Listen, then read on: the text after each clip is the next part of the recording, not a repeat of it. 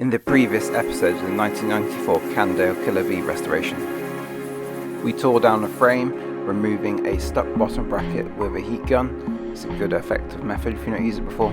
We then polished and cleaned the frame and made it ready for the rebuild, which is going to start right now.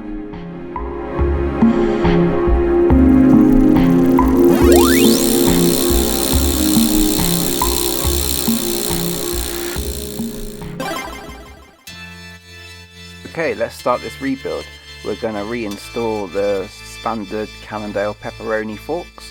What I realised is these forks are actually a funny size. They're 1.25 inches stereo diameter, so I couldn't use any fancy headset spacers or anything like that. And for that reason, the headset was in good condition anyhow, but I'm going to reuse the headset because finding an 1.25 inch headset could be a little troublesome. So here you see me rebuilding a headset. I use plenty of grease when I rebuild my headsets because this is a bike I want to keep in a collection for a long time, but for potential future owners I want to put as much grease in here as it can basically hold. It's a bit of a dirt tractor, but it also keeps the rust and rot away, so yeah, I like to use plenty of grease in my headsets. So here you can see me really lathering it in around everywhere and rebuilding the headset. Everything about this headset was in a good condition, so there's no need to replace it. So yeah, just give it a good clean out of all the old grease and rebuild, putting the seals back in, and yeah, it's all pretty good. So yeah, the general condition of this bike and the components is very good, so it's just a case of rebuilding it and getting it clean and tidy and up to the standard I'm happy with.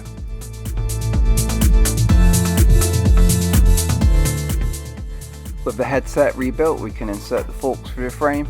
Can use that little compression wedge there in the headset to keep it all tidy. One thing I was looking to do was replace these spacers because they're steel and quite heavy, but because they're 1.25 inches, it's a really awkward size.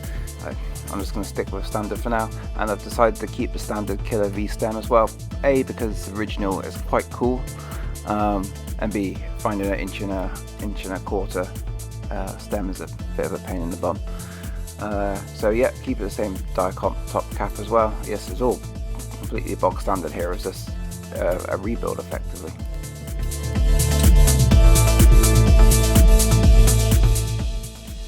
Moving on to the bottom bracket, I'm going to be reusing the same BB51 or 52 which came out of this bike. I like to start my bottom bracket builds by installing the non-drive side, not torquing it the whole way down. Again, I use loads and loads of grease because I want to protect the bike for the future. So really pile it up with grease and smear it all into the threads. So yeah, I like to start with the non-drive side and wind it not quite the full way so it doesn't hit home. I think this supports the bottom bracket better and gets better alignment, but it's pretty marginal. It's just me using my silly logic. So wind it in, but I don't want to sort of have it bottom out, so here you can see me backing it out a touch. Onto the drive side now, and as you can see I left my front mech on as well because it was working really well and didn't want to touch it and potentially see any of the sort of marring underneath on the frame, so that's one of the few things I left bolted to the frame. So yeah, loads of grease in the bottom bracket again because yeah, I don't see why not. And in goes the cartridge bottom bracket shell, and here you see me winding it the wrong way, I think initially. Yeah, it should be the wrong way. Yeah, I realised. One thing I noticed on this bike was the bottom bracket felt like absolutely perfectly spot on. It wasn't loose or tight, it was just like the right amount of drag and resistance to give you a real confidence. There's some great engineering work on there with Cannondale. And once that side's in, I can torque this side down against it so it's all lined up nicely. With that, install the non-drive side crank whilst I'm on there. I'm reusing the same Coda chain set because it looks pretty good. You saw me rebuild this in the last video. Rear mech, again, reusing the XT it come off the bike. It's a nice 8-speed system, although it's a 7-speed setup as I got it. Yeah, I really like these XT mechs. They're just pure class, I think. They're really good.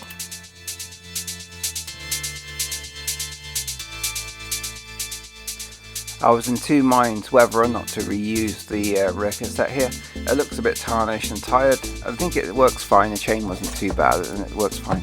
But a new rear cassette costs £12.99 and I hate to say it, I think it looks better, it's cleaner. So here's the unboxing of it, really briefly. So I couldn't quite make my mind up, and I decided whatever's the lightest weight one is the one I'm going to use. So yeah, just under 300 grams there for the old cassette, and the new cassette significantly lighter by about 70 grams. So let's put the new cassette on. For the wheels on this bike, I'm going to be reusing the Ritchie Rock 440 Alex rear hub, and rear hub on this bike, mixed with a Coda front hub. So just put the cassette on there and nip it down with a normal one, and use a torque wrench and torque up to 40 Newton meters, which is pretty high, so pretty tight. For tyres, I'm going to be using original Panaracer Smoke and Darts. Well, not original remakes, maybe in the Tan War, because it's kind of a period correct tyre for the bike. So here we go. Here's the Smoke rear, and that installs really easy, just like that. And here's the Dart front. Look at that logo, awesome, classic. And that one's really easy to install as well, just like that. With the wheels set up, we can now install them on the frame and start thinking about brakes and gearing for the rest of the bike. So yeah, here's the rear wheel going in, no issues at all. Loads of clearance on this frame actually, so it's pretty cool. Not the widest and biggest wheels ever, but yeah, they look good. I quite like that Coda front hub as well, and yeah, I've got some gold valve stems in there. Here are the original Coda bars going back in, along with the serviced Alex brake lever shifter combos. Would you call these a brifter if it's a brake lever shifter? I'm not sure, I'm not keen on brifters anyhow. Here's the little montage of the Coda brakes going on, and you might have seen a sneaky peek of another bike in the background there. So yeah, sorry, I've done this as a time lapse for a change, because I don't know, the thing about the quality of the time lapse on the Apple iPhone looks really sort of bokeh-licious. I think it's got a nice sort of colour thing to it, so I've been using it a bit more recently. Yeah, here's me thinking about the cable routing and considering the options for cable routing. I wasn't keen on the way the bike was set up with its cable routing, because the cable's crossed on the down tube, which I never like. So I'm trying to work out ways of going around that. For the rear brake, it's not an issue, it's just a bit of a long run. Here's me setting up the rear brake, winding out the barrel adjuster to halfway to get it tuned in correctly, and we can back it off. I've got my own little techniques for brakes, but everybody's got their own little way of doing it. My idea, the way I like to do it, is to back the barrel adjuster halfway out, do everything up tight, then back it back in to get the sort of free play away from the rim. I find that method really effective. One slight negative about this bike is the brake routing really feels set up for left-hand front brakes, or stupid style brakes, or continental style brakes. I like to set up my brakes motorcycle style with the front brake on the right. I don't see why people set up front brakes on the left. It makes little sense to me, unless it's something to do with turning across the other side of the road. You want more control. If you know why brakes are set up left-hand front brake, let me know in the comments, because it's a bit of an odd thing for me personally. So yeah, here's the resetting the rear brakes up. These canties are really fussy because there's not a spring tension adjustment. So what you have to do, you have to back off the bolt and unwind it slightly, and reposition the sort of center where it's clamping down every time you want to adjust the spring tension. It's a bit of a pain in the butt, so yeah, it took a long time. I was quite glad to time lapse it all. Moving on to the rear mech now. As you can see, I'm setting up the gears, threading it through the system. To be fair, cabling on this bike is not, like I say, it's not ideal. It's definitely set up for a left-hand front brake sort of setup. The cable routing works nicer than if you're a right-hand front brake. It's just the way the cables cross around the down tube area. But yeah, everything went well on this. I'm using some fancy black low friction cables because this is what I had in stock. It all fits together quite nicely. These are brand new cables for this bike, so yeah, it's all working out really well so far. So there's a lot of feeding through the cable through the frame, and little sections of cable on this bike compared to most, I feel. The shifting actually works surprisingly well. I think it's maybe because it's a 7-speed and they're quite tolerant to variation, sloppy setups. But I think if you had like a 10 or 12 speed on this bike, it might be a different case. I mean, you could put a 12-speed Shimano brand new system on this, theoretically, if you've got a new rear hub. Here's the setup of the rear derailleur. Everything's going pretty well, to be honest. Front derailleur, I hate front derailleurs. Just not the best design ever. But yeah, here it is set up, and it's original for a change instead of a resto mod, which I like to do. yeah, it got it set up and working really well in the end. I just don't like front derailleurs. I think they look ugly.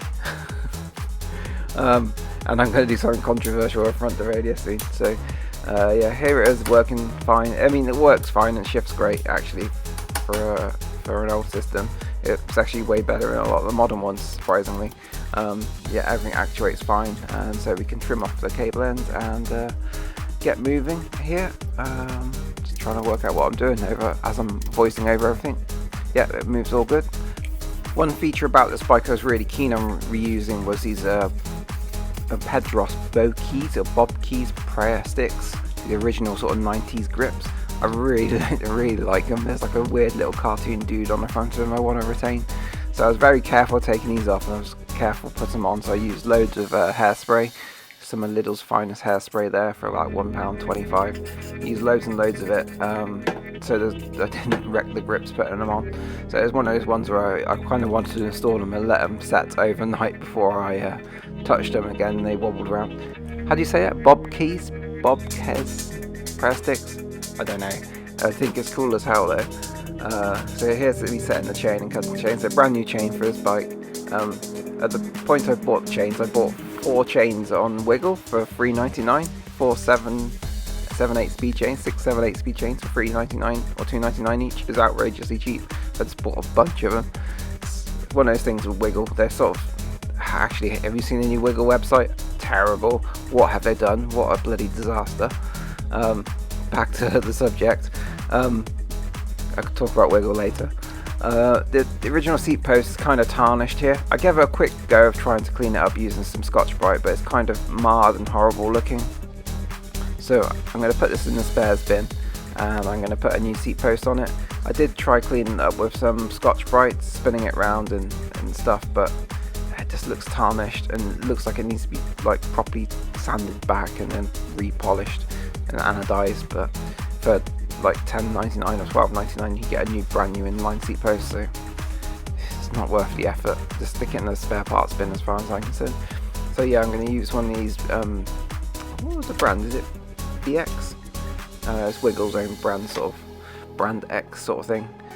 Seat posts are super cheap and really nice, I think, actually, for the cost. They've sort of got a micro adjust head on them with 2 bolts instead of the 1 bolt. I don't really like 1 bolt seat posts, but yeah, $12.99, like, so cheap and so worthwhile. I've got like 3 of them now, so I've got another build brewing away to use another one on. So yeah, here we are. Anyhow, Flight Titanium, come off the Cannondale 600. Hopefully I'll link the build above. I changed to a charge spoon that matched the colour better. So yeah, this has been floating around for a little bit. So yeah, here's a little montage of the titanium going on. I do like these saddles, they look so classy. And here's me doing the last thing, setting up the saddle height. I like to run my mountain bike saddle height at about 75 centimeters. I think that's good sort of trail height for me. Good combination of trail and pedaling performance. And the bike is pretty much done, so let's take it somewhere cool and do a proper full-on reveal. Just remove a bit of grease there, and yeah, let's show you what it looks like outside.